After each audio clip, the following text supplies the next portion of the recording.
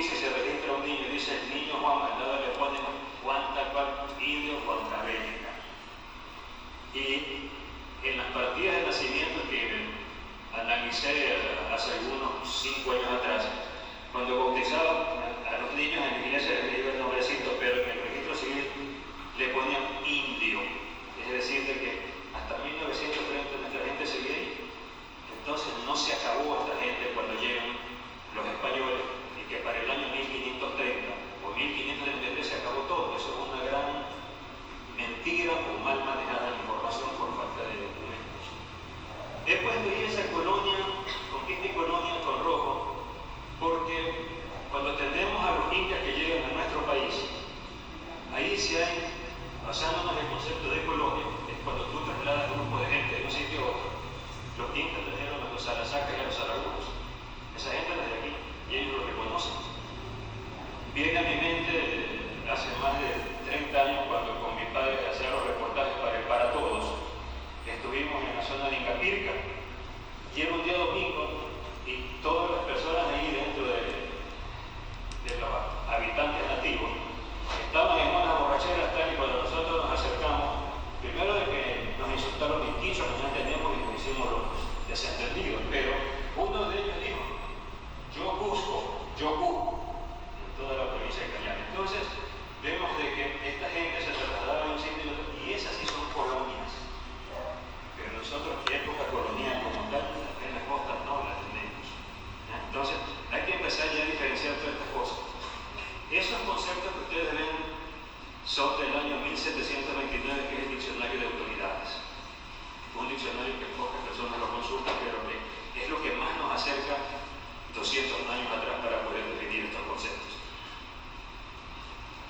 Aquí tenemos un resumen para el periodo de integración de lo que hay en Esmeraldas, que son los campaces, que arqueológicamente la cultura se llama atacames. Y aquí volvemos a todas las confusiones, y hablo en términos generales de todos los museos y de todas las personas que hacen investigación. Malo que tenga que decirlo, pero por estas manos han pasado más de 1 millón de piezas arqueológicas. Y cuando nosotros analizamos el material que hay en Esmeraldas, todos decimos que está todita, pero ninguno marca la diferencia entre lo que es una cultura latolita de desarrollo regional, que es del 500 antes de Cristo al 500 después de Cristo, con el atacames, que va para el periodo de integración. Hay diferencias, no todo esto es. En el norte de Manabí tenemos a los neguas o niguas, que es la denominación étnica que dan los cronistas, y correspondería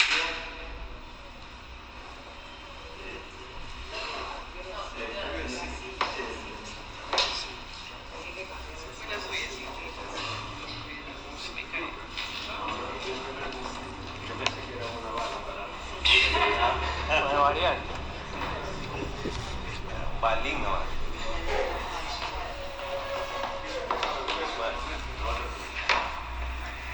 este jamacuaco es algo que también en los museos se maneja como una sola, jamacuaque.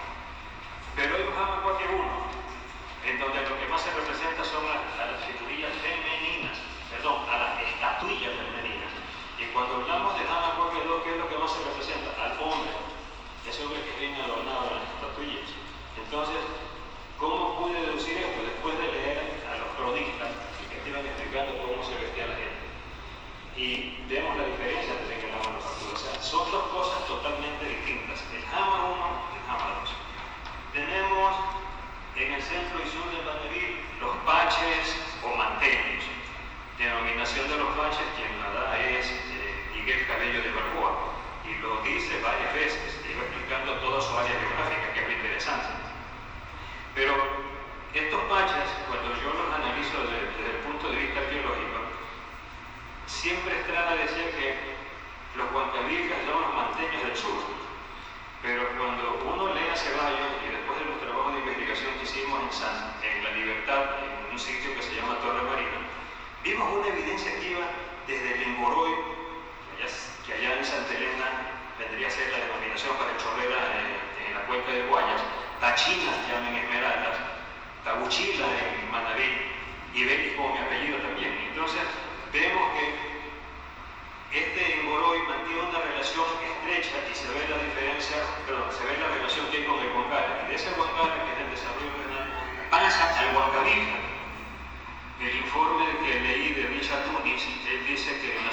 Salando, tienes un bahía y se corta y aparece de Puerto Manteño. Significa que son los huancavifles los que se dirigen hacia el norte. Lo ratifica Carlos Ceballos Menéndez cuando dice que los huancavifles son más antiguos que los manteños. Eso está en su obra Nuestras raíces huancavifles. Acá en Guayas, Santillana y Loro tenemos a los huancavifles que siguen llamándose huancavifles, y ese huancavifles con G, no con W ni con K, que es la costumbre, la nueva costumbre a través de los lingüistas que tenemos hoy en día, ¿no? Pero cuando tú consultas los diccionarios de quechua español y de quechua que hay editados en el Perú de 1580, resulta que para nada aparece la W para nuestras denominaciones. O sea, hay una manipulación de la información. Acá en la cuenca del río Guayas que tenemos a los chonos, esos somos nosotros, ¿ya? Con los áchilas, que lo expliqué hace un momento, y son las culturas Milagro y Quevedo, y volvemos, Milagro es más antigua que la Quevedo, también por demostración a través de la arqueología y de fechados. Y lógicamente en el norte del Perú que tenemos a los campesinos y a los tallanes, los campesinos están muy ligados también con los huancaviflas, también mantienen mucha relación con los chonos. Recuerdo cuando era estudiante en la zona de Piñón del Río encontramos dos vasijas que eran básicamente chimú, y el doctor Lucho Plaza encontró alguna vez un pendiente de plata típicamente peruano de esa zona, ¿no? Así. En la provincia de Esmeralda pues tenemos lo que describe Miguel Cabello de Balboa, ¿no? Y él también dice que descubrió esto bajo el nombre Perú. Cuando nosotros analizamos Perú, y he revisado aproximadamente unos 4 mapas de 1590 hasta el 1598, resulta que el puerto y río del Perú está en Colombia, no está en el Perú. Entonces desde ahí hay que empezar a hacer un análisis. Esto yo lo planteé hace unos 8 o 10 años en una charla que di en la Sociedad Numismática del Perú, y lógicamente fue muy ofensivo porque el ustedes no tienen un nombre propio, sino que es copiado de ella del norte, ¿no? Pero eso está registrado en los mapas de que el puerto y río del Perú está en Colombia a la altura de Buenaventura. Datos interesantes porque es donde mencionan a los campaces que vendrían a ser los habitantes étnicos de toda esa zona, que vendrían a ser también lo que arqueológicamente nosotros llamamos atacanes. Y este es un dibujo del Atlas de los Bucaneros, ¿no? Que son los famosos derroteros. Son dibujos, no son mapas. Y son los dibujos de toda la costa que estaba bajo el dominio de los españoles. Entonces, son muy certeros y es una información valiosísima, ¿no? Vamos a percatarnos de ahí que acá, hacia la derecha inferior de ustedes, está la isla de la Gorgona y toda la información que ellos iban describiendo. ¿Por qué? Porque estas eran las cartas de navegación de los españoles, de los marinos, apetecidos también por los piratas ingleses o por los corsarios ingleses. Cuando se encontraban con alguna embarcación española, los ingleses lo primero que hacían era buscar los derroteros, porque ahí está toda la información de dónde tú puedes abastecerte de alimentos, de agua, dónde puedes reparar tus barcos, dónde hay buena madera, dónde puedes conseguir los alimentos, los bajos que hay en todas las costas que son peligrosos. Esa es una información completa. Y lógicamente también los naufragios que se han dado, las comunicaciones muy precisas. A partir de esa información encontramos un naufragio en la isla de Santa Clara de 1681, que es Nuestra Señora de Surcuñaga, y en el año, si mal no recuerdo, 2008, 2009, ubiqué uno en la desembocadura del río Jama, después de 15 días de trabajo en el agua, ¿no? Pero fue interesante porque pudimos ver que la información que dan estos derroteros es de una precisión pública. Y llegamos a Cancerí. Este es algo que los señores de Manaví siempre lo tienen confundido y dicen Cancerí es Manaví. Y eso se ha generalizado y resulta que cuando tú te pones a leer todos los detalles, ¿no? Y la descripción que se hace en los derroteros y la descripción que hacen muchos cronistas siempre es de norte a sur. Y son precisos en su información. ¿Qué nos dice en las últimas letras, ¿no? Volviendo entró en el paraje de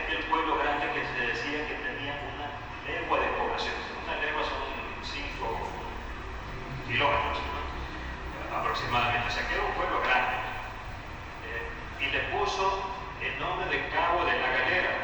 El nombre de Cabo de la Galera es donde se da el encuentro entre nuestra balsa, que venía del norte con el Patache, que venía del sur con toda la tripulación de Ruiz, aclarando de que Alan Sasti logró ubicar quién es el que relata toda la crónica que nosotros llamamos de Sama, ¿no? Es Juan Oviedo, si mal no recuerdo el nombre del señor, lo da como ultrapasado en todas las ediciones que consiguieron en Panamá. Bien, y Cabo Galera justamente por eso.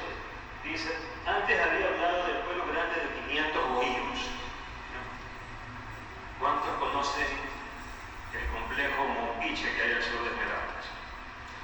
Estuve hace algunos años y resulta que toda esa zona es arqueológica y la gente tiene en sus casas piezas arqueológicas que dan miedo, ¿no? Entonces, dice, aquí cuando se hizo eso se destruyó todito. Cuando se hizo ese Mompiche, ese centro recreacional. Entonces, ese es el Cancerín. Esa zona también, al frente está Portete, que nosotros cuando hablamos de Portete siempre pensamos que es el Portete de la región sur del Lauca, ¿no? Pero resulta que está Gabriel, ¿sí? Y ya, ¿qué dice? Ya, exacto, ya el Portete de Lauca. Pero es ese Portete, y está en los mapas, Teodoro Borro lo pone muy claramente ahí, ¿no? Y eso que en todo el río está como Tolima, eso es un Atacames, ¿ya? Fíjense todos los atuendos, ¿ya?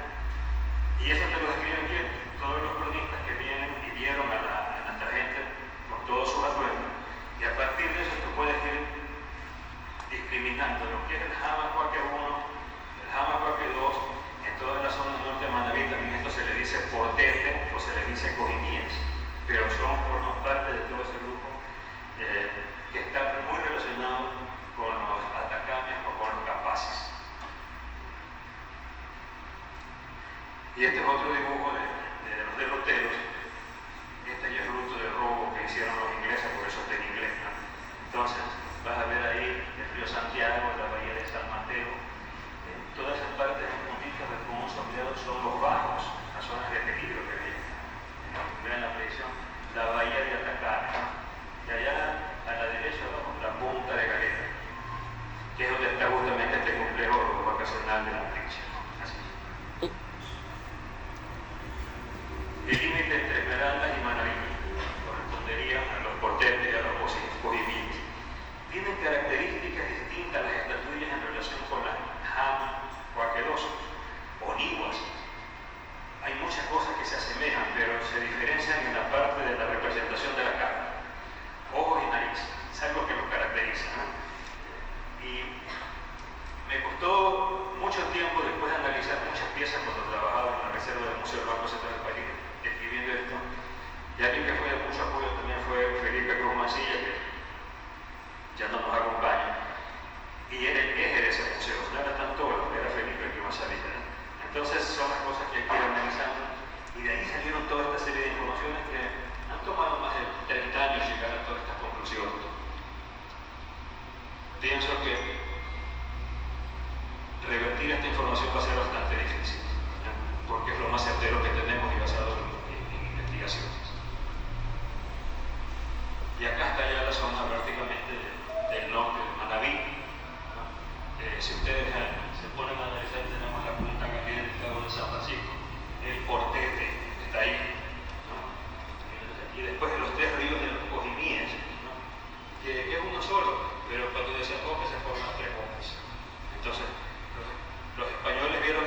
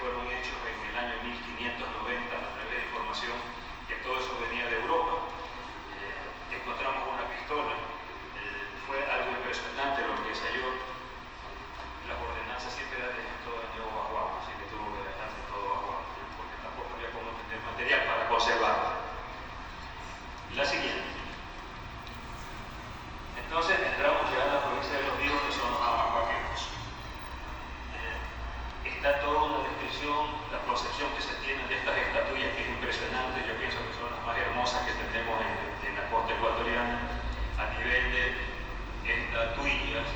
Y si ustedes observan a la derecha, la que está más alta es una Hamacuaque 2, la estatuilla que está ahí. Entonces, fíjense las características de los adornos que presentan estas estatuillas. Y así, aquí está, pues, en este mapa el Portete, el puerto de Portete. Ahí está Montiche, que es todo el sector que habíamos hablado, ¿no? Las cosas están ubicadas, o sea, quizás la información que nos dejó Estrada, lo que nos dejó Carlos Ceballos Menéndez, lo que nos dejó Pobla, la misma información de Preble, ¿no? Hoy día la hemos podido mejorar por la cantidad de dibujos y mapas que hay sobre la parte geográfica de la zona litoral. Recuerdo que el Hamacuaque también lo encontramos en Santo Domingo de los Áchilas, ¿no? O sea, todo una colección impresionante. Y bajo el Hamacuaque 2 también había elementos de la cultura bahía. Siempre con las curiosidades, cuando andaba metido haciendo los trabajos de antropología, pero ligados al folclore medicinal y mágico, los dos chamanes que iban, el uno en la comuna de Peripa y el otro en Chihuahua, tenían sus estatuillas originales de la cultura bahía y también tenían de la cultura vital. Son sus protectores, que decían ellos, para las curaciones y todo. O sea, hay evidencia en Santo Domingo de los Áchilas de cultura bahía, pero también hay evidencia de cultura Hamacuaque. La siguiente. Ya tenemos estatuillas del Portete de Corimía. Fíjense el tipo de nariz que tienen, ¿no? Los atuendos, los collares, los aretes. No andaban en cuero, así se vestían, así tenían sus fatillas, ¿no? Entonces, todo esto nos lleva a pensar que siempre he dicho, no, esa gente era salvaje. No, nada de eso. O sea, en su tipo y en sus características, en su ubicación geográfica, estaban teniendo todo lo que tenían que disponer y tener, nada más. Ambas del periodo de integración, que es desde el 500 después de Cristo, y sostengo hasta el 1830 porque no se han perdido. En la zona de Portete, recuerdo que alguna vez me dijo Patricia también, oye, ahí hay chachis, también hay chachis metidos en la montaña. Entonces, no se ha perdido toda esa gente. Es lo que relata después Cabello de Balboa, ¿no? Y dice que se llaman Nigua, que están en la provincia de los Nigua, pero lo interesante es que, ¿sí?, que cuando nos ponemos a analizar todas estas características, fíjense las diferencias que hay entre las estatuillas con las anteriores, ¿no? Aretes múltiples, collares triples, cuádruples. Aquí hay uno en la sala de exhibición que fue armado por Refa Parrucci, un collar de este tipo que son bellísimos, hechos casi todos en concha spondylus, tanto en las variedades trinceps como en la variedad calcifer, pero también lo habían, ¿no?, de sodalita, que es una piedra celeste, que no es lapislázuli, lapislázuli es mucho más intenso, pero que sirvieron para hacer sus collares a través de cuentas circulares y cuentas tubulares. Y se mencionan varias veces a esto de los niguas, que es la denominación. Otras representaciones de los niguas o de la cultura Hamacuaque. Y en 1736, la Contamina menciona de que hubo un pueblo de indios llamado Niguas. O sea que lo que se escribió en 1560 se mantuvo en 1736. Pueblos ubicados en la cordillera costanera, los tramos que dan para la zona de Manabí. Y llegamos a los Paches o los Manteños. Nuevamente el dibujo de toda su área, que va desde Bahía de Caracas hasta la zona de Salamo, ¿no? El territorio de él se extiende lógicamente hasta la cuenca del Guayas. Hace unos 15 años estuve observando material de una torre y encontramos material típicamente manteño en la zona de Balsán, ¿no? Que era lo raro, era decir, ¿cómo? Pero esto nadie la idea, sí, pero a través de un comercio. Y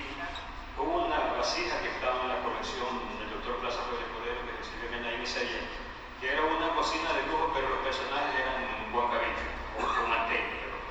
Entonces, hay esta conexión directamente entre la zona costera con la cordillera costanera y la cuenca de Guayas. Característica de los baches o manteños, los incensarios, y hay otra figura más que tenemos en donde se está jugando con ciertos colores que no son características de los baches. Las ajorcas en las piernas de color verdoso, pero la figura es típicamente bache o manteña. Los trabajos de Dora León con Adam Safdie, que son los que primero empiezan a manejar en la década de los 70 estos grupos étnicos. Mi interés por esto nació a partir de una conversación con ellos, porque yo les dije, pero el mapa que ustedes hicieron está medio incompleto, hay cosas que no son, esto de los zapatos, me dicen. Esa fue nuestra información, pero sin saber toda la geografía que manejan ustedes hoy en día. Y por eso me interesa meterme en este tema.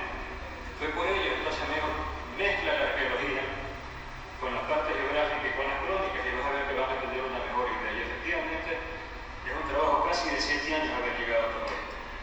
Así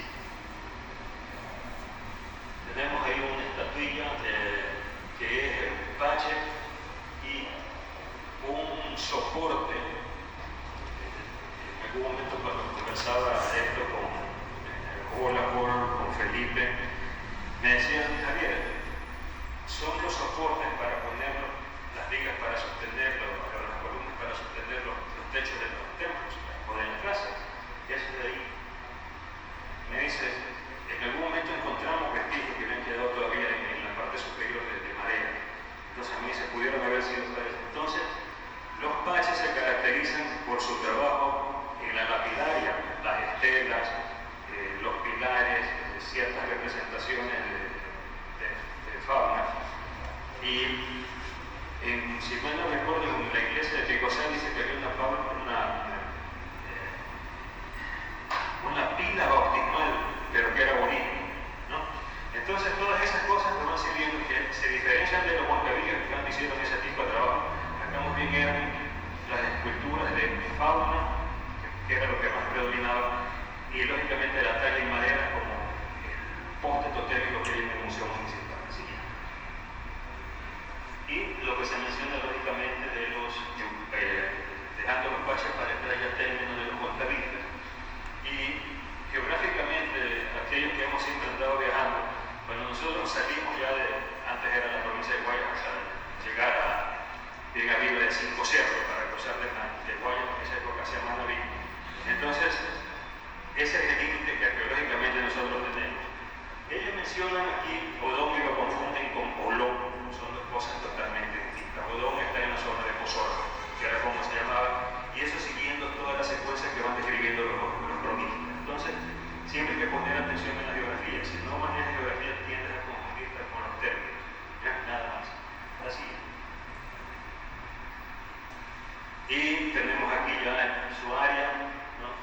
Los aclaros que está el Manaví, la roca de Colonche que hoy le llaman el Penado. Siempre fue la roca de Colonche. Ahí hay un naufragio también de 1700 con mucho material de cobre, que está muy profundo, lo dicen. Aquí he borrado lógicamente esa información de los naufragios, solamente puse la parte geográfica, pero en esa roca de Colonche y eso, el río Colonche, que es de donde se proveía agua a Santa Elena. Eso está descrito en los derroteros por los marinos españoles. Y eso se da por lo menos casi 7 kilómetros de adentro para sacar agua pura y llevarla en balsas hasta Santa Elena. El pueblo de Santa Elena que está arriba, que nunca estuvo el tema, porque es un pueblo evidentemente español, no en la siguiente. Y este es otro derrotero. He puesto y he jugado con esto para que se tenga una idea hasta dónde llegaba básicamente la península de Santa Elena y el Morro. Están los cerros de Chanduy, el estero de Chanduy, que en algunos mapas lo llaman el estero de Comendador. También es estero. Ese dibujo yo se lo entregué a Anita Villón, que era la presidenta de Chanduy hace unos 8 o 10 años de todo. Conozco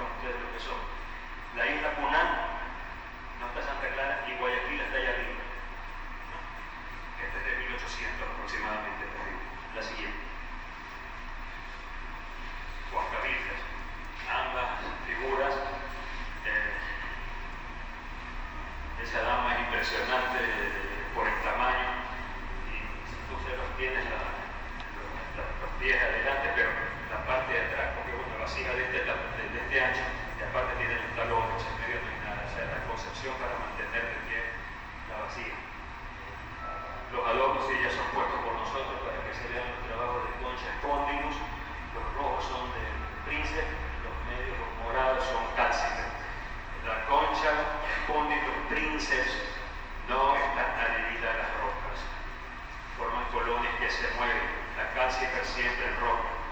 Fueron 5 años analizando y observando en la isla de Santa Clara el comportamiento de espóndilos y nos dimos cuenta de eso.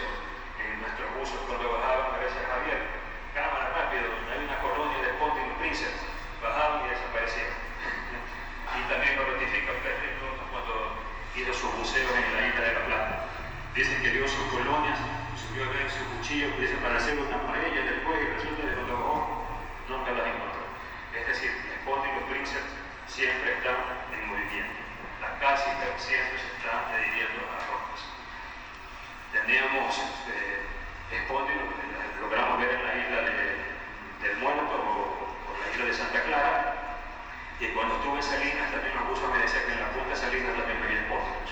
Entonces, no solamente características de Manuel, no que hasta llegamos, no, o sea, tenemos por lo menos hasta la isla de La Plata, y eran unos espóndilos casi de tamaño, para hacer unos ricos ceviches. La siguiente.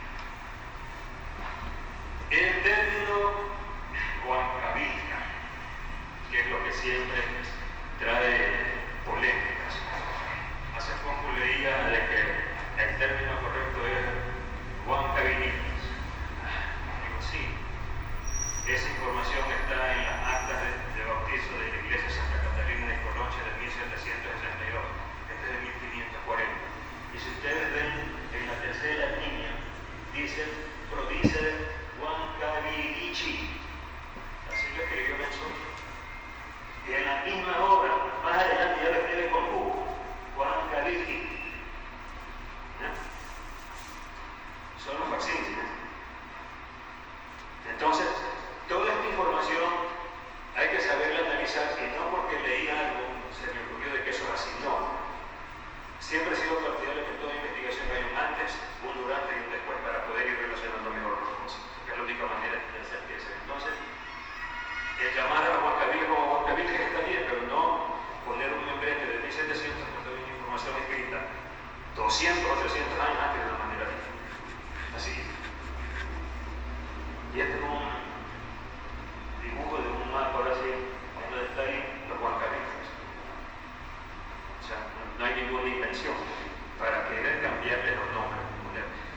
No hay W, no hay K, no hay doble L ni nada de esas cosas. ¿Sí? Sí. Ambas figuras son Huancavilcas. Cualquier idea, pero la de Temanteño no. Acabado de superficie, la colocación, ciertos elementos que son características de esta. Nada más. Lo siguiente. Y este es el acta de bautizo que les decía hace un momento, ¿no?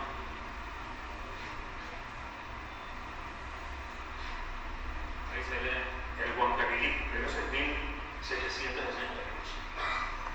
En la segunda dice Juan Julián, indio. Entonces, no perdimos nunca la connotación de nuestra gente acá, nunca. Siempre fueron indios, siempre mantuvieron su concepto de Huancavilca. Y yo recuerdo cuando en el año 2001 darle un museo en Salinas y empezamos a manejar toda esta información. Lógicamente que muchos habitantes de la zona se ofendieron porque decían que se estaba mintiendo. Primero el concepto de península, que no lo aceptaban, ¿no?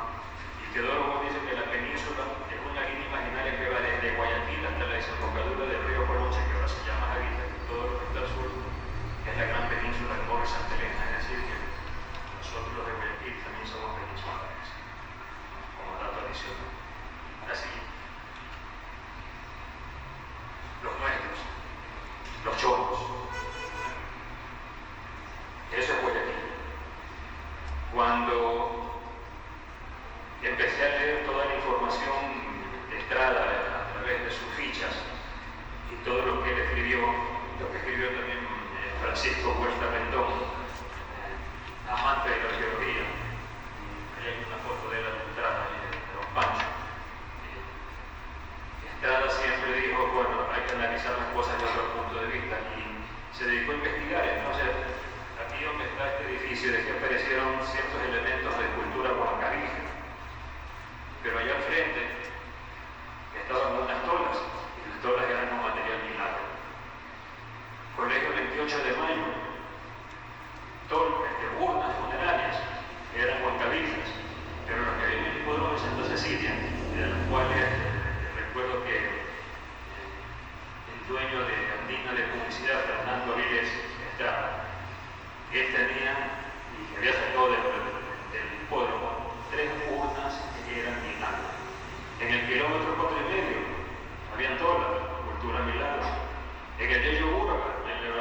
Milagro. En el Vicente Rocaforte, en la cancha, otra tabla, Milagro. Es decir, que la ocupación de la ciudad de Guayaquil es una ocupación chona.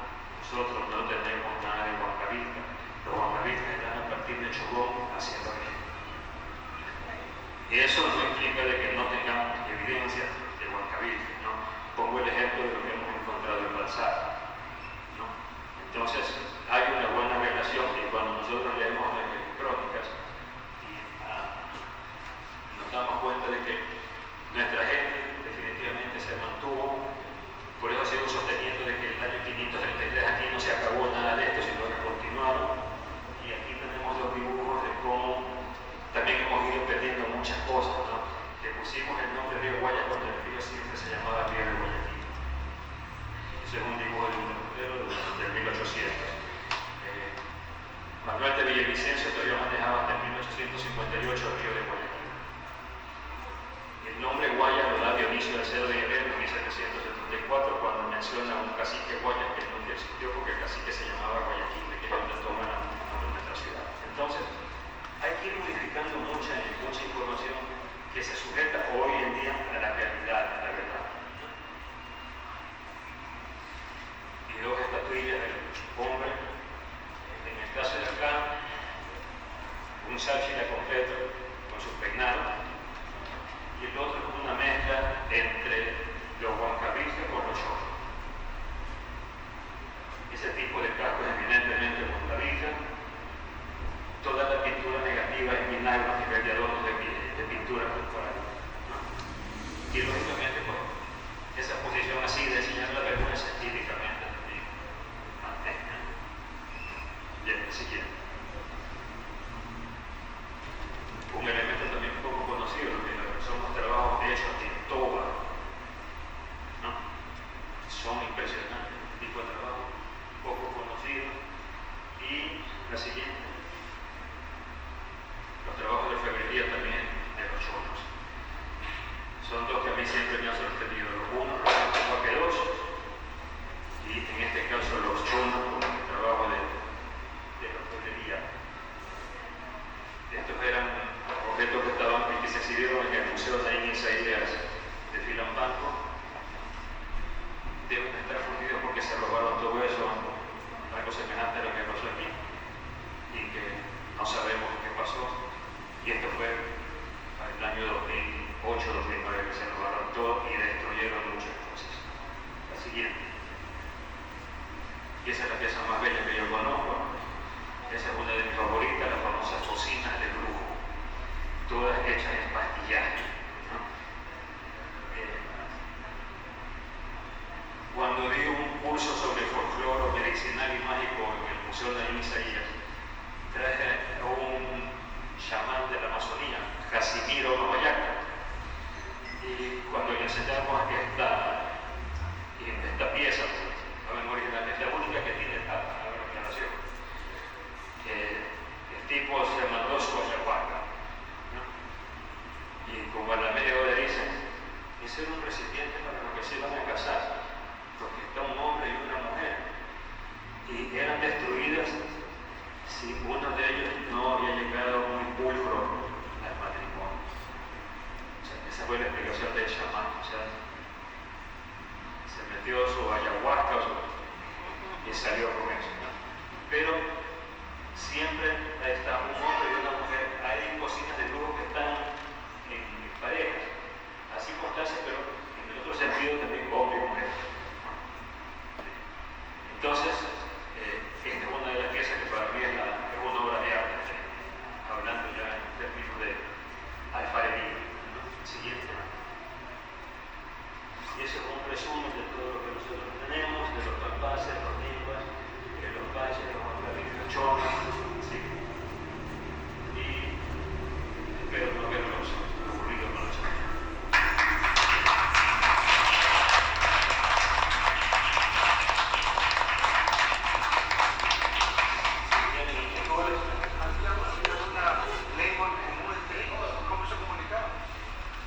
La descripción de la gobernación de Guayaquil de 1600 dice de que cada parcialidad tenía su lengua, pero que entre ellos se entendían, ¿no? leyendo documentos que en algún momento traje de Lima, mencionaban de que nuestra lengua era la lengua mochica, la que se hablaba acá, ¿no? Pero llegó un momento que dije, a ver, ¿quiénes son los comerciantes? Son los paches, son los huancavistas, son los huacheros. Ahí no había el avión, no había nada de esas cosas, no había el movimiento acuático. Y dije, ¿por qué tenemos que aceptar una lengua mochica, no? Porque siendo huacheros, siendo comerciantes, la lengua tiene que ser la lengua de ellos, la lengua huancavica, o la lengua pacha, que es la misma, ¿no? Y dentro de la toponimia, ¿qué es lo que predomina? La che y la de. Lo que no hay con los mochicos, ¿no? O sea, por toponimia no hay nada que nos una. Yo he planteado que la lengua tiene que ser una lengua huancavica, que podríamos incorporarle también los paches, porque forman parte del mismo grupo, que desde el sur se dirigen hacia el norte, son lo mismo, ¿no? Pero aceptar una lengua que no tiene razón de ser por comercio es imposible. Los guatemaltecos se van a Japón y se entienden, ¿no? Y están en la Unión Soviética y también hacen negocios. Y esta gente debe ser igual siendo en México, y así como iban, venían, no debieron haber tenido un intercambio de leyendas, todos esos dialectos que manejaba esa gente, ¿ya? El viaje a México, yo recuerdo que justamente Adam Sáenz me decía, tú estás metido en algunos temas, tienes también la balsa, ¿no? Tienes estos grupos étnicos, estás metido con el cacá, tienes más cosa metida. Dice, pero si te pones a hacer un análisis de la lengua, ¿no? Vas a ver que en Centroamérica la X es che. Entonces, México es México. Xochimilco, los mexicas. Entonces me dice Javier, busca eso y vas a ver que están relacionados todos con ustedes. La evidencia que tenemos sobre navegación está más o menos para el año 2600 a.C. con Valdivia, fines de la cultura Valdivia, fases 6, 7 y 8, que se habían encontrado en el occidente de México. Esa información a mí me la dio el ex cónsul de México, Carlos Núñez Calderón de la Barca, que yo he visto esos aviones son valdivinos, ¿no? Entonces, ¿en qué se han utilizado? Definitivamente que era la nave balsa. Dice la gente, ¿fueron ninguna balsa? No, eran flotas. Yo no creo que una sola balsita de vida, ¿no? En algún momento tuvimos alguna discrepancia también con el personal del Museo Municipal. Fueron en canoa. En canoa. ¿Dónde llevan el aire? ¿Dónde llevan los alimentos? ¿Y cuántas personas necesitan pedir remamos? No hay sentido común. Entonces, son las cosas que siempre hay viviendo. Sin embargo, hay una serie de cartas que manda Cortés al rey, que son las cartas de relación. Y uno de los párrafos dice que cuando Cortés llegó al occidente de México, vio una flota de balsas en lo que hoy se llama el río Balsas. Entonces, cuando hablamos de flota, no creo que sea uno. Dios, ¿ya? Entonces, el comercio definitivamente fue balsas, ¿no? Y como iban, venían. ¿Cuántos se habrán perdido, se habrán movido? Yo no sé. Pero de que hubo eso, no hubo nada. El querer plantear el viaje hasta Antártida. Ella nunca llegó. Vital Alzar tampoco. No llegaron hasta acá. Yo no sé si de allá para acá haya habido alguna expedición aquí, pero ella era un botánico. Vital Alzar era un primero. Y Francisco Huerta Rendón siempre dijo, no señores, el viaje es solamente México. Eso en la época de ella. Y cuando vino Vital Alzar se lo volvió a repetir. O sea, Pancho Huerta y Francisco Huerta Rendón. Entonces, hay una serie de informaciones que todavía hay que ir limando todo eso para sacar la calidad de lo que tenemos nosotros. No sé, ¿sí? ¿Hay alguna relación entre las etnias de la región litoral y la que existe en la región interandina y en la oriental? Porque como que se da idea, inclusive por ejemplo en la sierra los indios se hacen su molde, pero la cosa no es diferente. Sí hay relación. ¿Ya? La olla de Guayabamba con la gente de la época de Chopera, que tú la tienes en la olla de Guayabamba, Sevilla y mantiene el Chorrete. ¿Ya? Tienes en la zona central los Milagros con los Puruá. Hay una buena relación y buen material de los Puruá es aquella costa y nuestros allá. Igualitos, ¿ya? Las tolas las encuentras en Loja. No las hay en Ipaúa. Eso yo las he visto, yo fotografía lo he visto. Entonces, hay todo un sistema de comunicación. Costa, las partes de la región andina y por la región amazónica. Estoy todavía puliendo un trabajo sobre los chumbos, que la gente no tiene como una cultura. Los chumbos son comerciantes y hay un dibujo de los 1700 en donde tú ves al chumbo limpio con un canasto aquí cargando todas las frutas. Y un trabajo que hace Udo Ogeren, un alemán de la Universidad de Bonn, americanista, y más que americanista también ligado al Ecuador. Él dice que los chumbos están moviéndose entre la región amazónica en la zona de Quito y bajan a la zona de Esmeralda. Ese es el nexo de ellos y el recorrido. Entonces sí hubo una buena relación, puede ser comercial también, y hay un libro que se publicó en los chumbos y la historia que los ponen como cultura y no, o sea, son chonos, definitivamente. ¿Ya? Sí. ¿Y las costas nunca les hablaron de eso? Quicho. O sea, dicho. No, quicho, no sé qué más, pero no hay evidencia de eso. Yo la dependencia de estudiar a los chicos aquí, dicho. ¿Cuál? La dependencia de estudiar aquí a los chicos aquí. En el colegio nuevo. Y los colores que hemos hablado. Tiene que haber sido algún lenguaje dentro de sus dialectos. No te dicen que era una lengua como el arábigo, dicen. Ay, vas a ver qué es eso, ¿no? Yo me inclino a pensar en otro, ¿por qué? Que son macabristas, porque son los comerciantes. ¿Ya?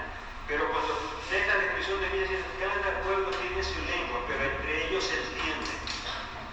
Eso trajo a mi mente en mi clase de arqueología que tuvimos un profesor belga, Joseph Huy.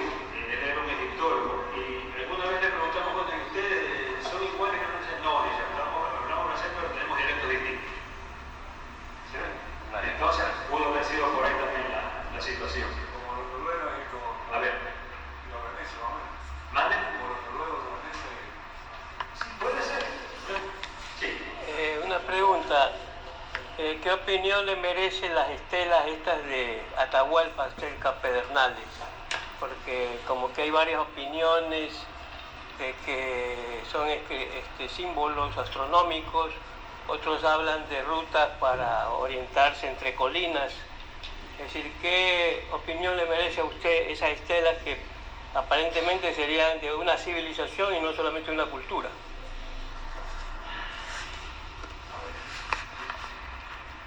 Evidencia quinta tenemos en la isla de la Plata. Es una evidencia de un entierro imperial por la calidad del material que se encontró. Es un informador para el año 1911, si mal no recuerdo. Pero hay algo que sí debo de yo manejar. Lo inca en la zona costera se da en el caso de la isla de Plata. En la isla de Nápoles, en confrontaciones, no tenemos una evidencia fuerte, sino a través de relatos que nos indican de que cuando el Inca mandó a la gente a tener el trato con Tumbalá, ni hablaron, pero en Manabí, la única evidencia que yo he visto, y ojo, yo no me guío por lo que está saliendo hoy en día, de eso que te promocionan sobre el Inca, sobre las balsas. No sé de dónde. No es eso lo que le preguntaba, creo que me expresé mal. Es sobre las estelas de piedra. Las estelas de piedra son mantellas, lo que tú ves aquí son mantellas. No, hay una serie de símbolos ahí que... La simbología no tiene nada que ver con los incas. Alexander Hill, que era un poco investigador y un arqueólogo aficionado, sé que no era profesional, él sacó un trabajo y creo que también lo denominaban Zumpa, esta civilización.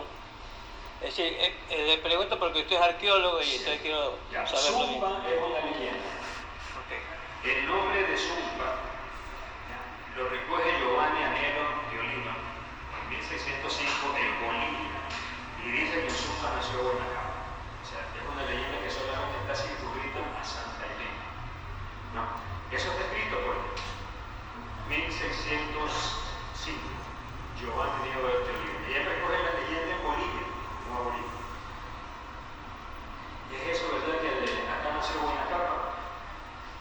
No creo. ¿Ya? Ahora, las estelas que tú ves aquí, que tienen en el museo, que son talladas en piedra, la simbología. A veces hay representaciones de sol, de figuras humanas, de animales. ¿Ya? Y en el caso me inclino a los animales que son los dioses de nuestros aborígenes. Y eso entraríamos ya en un campo de totemismo, que no tiene parte de la arqueología, pero cuando tú analizas el mono de Chongón, es un tótem. Cuando llegas a la zona de Juntas, ahí hay dos ídolos, no son tótems. Los tótems son plantas o animales, los ídolos son figuras humanas. ¿Ya? Lo que tú ves en las estelas básicamente a veces son mujeres, tienes a los lados ciertas representaciones básicamente de mono y algunos símbolos que yo no creo que sean dichos, son eminentemente baches. Acá se trata más bien con estas imágenes animales. Llegas a Julio Moreno y ves una culebra que está así, todo.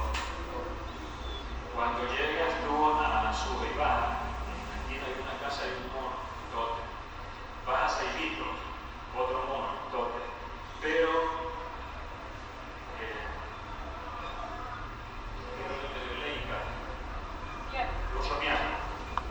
Lucho Piana, él encontró un jaguar en todas las mapas de Belén y tiene otro más que lo había tenido escondida que casi no hubiese encontrado.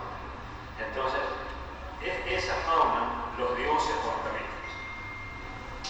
En el Museo Municipal hay una mal llamada piedra de sacrificio, en donde tú tienes un lagarto, ¿no? Y tienes un jaguar, animales. Mi interpretación es el grupo que dice descender del lagarto hasta acá y el otro grupo de los felinos está por acá, porque la crónica dice que el señor era Tumbalá, pero que bajo él estaban por lo menos 7 caciques en la zona. Entonces, los totes son separadores de los límites forenses, no son señaladores de tumba, sí. Gracias por la oportunidad. Te felicito por tu conferencia, que me ha abierto muchas nuevas inquietudes, preguntas. Mi punto de vista, para orientar mi pregunta, es: a mí lo que más me impacta de los movimientos arqueológicos a lo largo de mi vida ha sido los instrumentos intelectuales que quedan configurados en estas evidencias, en estas reliquias. Una de las cosas que más me ha impactado es, por ejemplo, cuando visité la casa de Eduardo Maldonado, a la cual concurrimos con el Marco. Tenía una extensa colección de estelas y de tablitas de cerámica, en las cuales, para decirlo en pocas palabras, son unas configuraciones de puntos y de rayas, eventualmente divisorias de conjuntos de esos puntos, que podrían tener unas interpretaciones que se dejan popular la fantasía, pero en alguna conferencia creo que con un señor soviético, él había utilizado que esto tenía relación con un proto-lenguaje, si no me falla la memoria. Ahora bien, estas evidencias, estos instrumentos intelectuales incluso tienen, según mi punto de vista, una representación en la cerámica. Disculpen que muestre esta figurita, ¿no? Por ejemplo, tuve oportunidad de hacer una investigación para el Colegio Norte, y esta es una cerámica machanilla. Bien, analizando matemática y geométricamente esta figura, podemos ver que son 3 sólidos regulares que están intersectados en secciones según una correspondencia matemática y geométrica de tanta exactitud que invita a descartar el azar. Es decir, una coincidencia. ¿Qué podrías tú aportar respecto de este punto de vista? Y la verdad que me llama la atención que aquí no esté presente la facultad de arquitectura, la facultad de matemática, la Universidad de las Artes. No veo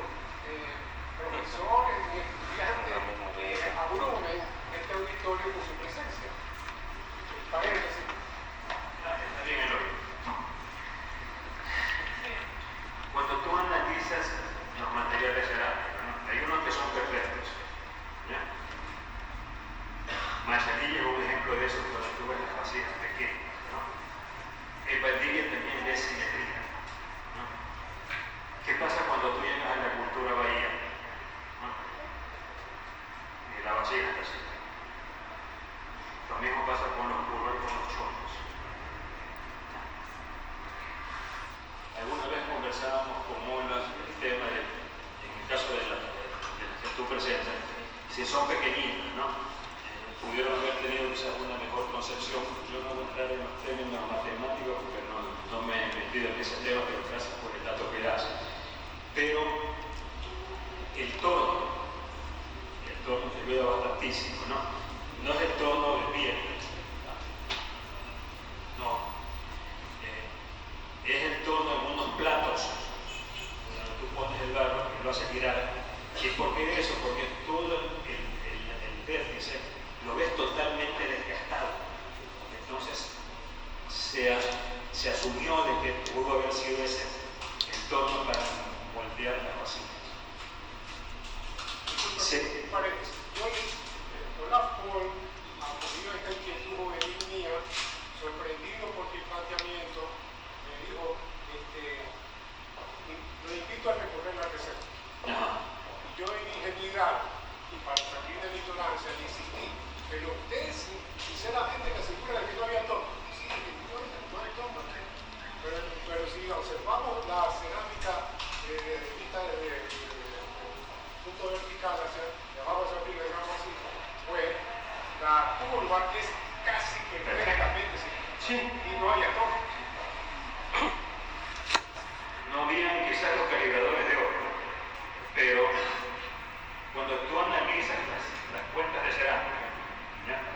Uno dice son perfectas, pero cuando las pones en un microscopio, a veces es medio milímetro que se desvía. Entonces, yo no podría decirle que matemáticamente son precisas, no. Y no como una. Yo generalmente cuando estoy haciendo mi teoría de biología, yo llevo 6 tipos de lupas distintas para verlas con claridad, porque las analizamos ahí mismo en el campo. Entonces te da una pauta de que no todas las cosas a veces son iguales. En las piezas ahí las ves todas bonitas e igualitas, sí, pero no son igualitas porque eran hechas una a una. ¿Y con qué? Primero, aquí todavía tiene una muestra de las limas de arenisca para cortar las conchas. ¿Ya? Después tienes las taladitas para perforarlas. ¿Ya? Y después la arena para pulir. Entonces fíjate el trabajo que se tomaba. ¿Hasta qué punto podían ser precisas? Ninguna es precisa. Ninguna. No sé en el campo de la cerámica. Generalmente nosotros siempre pedimos de diámetros, alturas, ¿no? En el caso de las estatuillas de frente, medida, ancho, altura, lateral, por la finalidad de tener una idea. Y hoy en día voy a eso con 3D, pero no es mi campo. He hecho algunas de esas, me parece interesante, pero no todas las vasijas tienen la misma simetría, y por eso te pongo el ejemplo de la cultura Bahía, de la cultura Milagro, que siempre están desviándose. Y lo mismo en la doble de arte, hay un antecedente de la Milagro. La misma. Las copas son bellísimas, pero cuando tú lo ves, mira, no mantienen una simetría, no mantienen la verticalidad. Es bastante interesante. Fue muy difícil realizar las fotografías desde el punto de vista tecnológico para nosotros, creen que son fotografías sugerentes, pero insisto sobre los puntitos de las estelas, ¿en qué consideración se necesita? No he entrado en ese campo, honestamente. Analizo las cosas de cuando las estelas generalmente siempre están en el museo. En excavaciones yo no las he encontrado porque no ha sido mi área tampoco. Sí. Javier, hay una rueda ahí en el Museo del MAC. La otra vez estuve ahí. Solamente dice objeto con orificio. Tiene unos 45 centímetros de diámetro, tiene perfectamente un hueco, pero no lo definen como ancla. Aunque ahí me dijeron que era un ancla, no está escrito ahí. Hay otras anclas al lado. Sin embargo, me parece que es demasiado trabajo para hacer un ancla que la tiren al mar. Entonces la pregunta mía puede ser, quizá una pieza para moler granos, es decir, hay unas piezas que uno ve ahora y las compara con esas y dice parecen piezas para moler granos. Entonces mi pregunta es, ¿será que tenemos que enfocar otros aspectos y no solamente los mismos? Anclas hay distintos tipos. Sí. Hay una que es las piedras o la roca sólida y tú ves solamente el desgaste en la parte central que da para